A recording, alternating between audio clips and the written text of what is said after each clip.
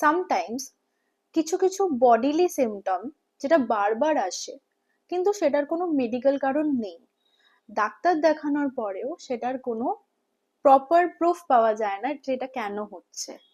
যেমনি অনেকের হয় মাইগ্রেন, অনেকের কোমর ব্যথা, পা ব্যথা, অতিরিক্ত গ্যাস্ট্রিক অ্যাসিডিটির প্রবলেম, স্কিন প্রবলেম, বাট এটার কোনো মেডিকেল ব্যাকগ্রাউন্ড নেই যেখানে। সেটা হতে পারে সাইকোসোম্যাটিক ইলনেস, অর্থাৎ খুব ডিফিকাল্ট ইমোশনস যেমনি রাগ, দুঃখ, গ্রিভিয়েন্সেস, এগুলো যখন আমরা পুষে রাখি ওটা আমাদের বডিতে স্টোর হয়ে যায় এবং সেগুলো এইভাবে বডিলি সিমটমস হিসেবে দেখা দেয়।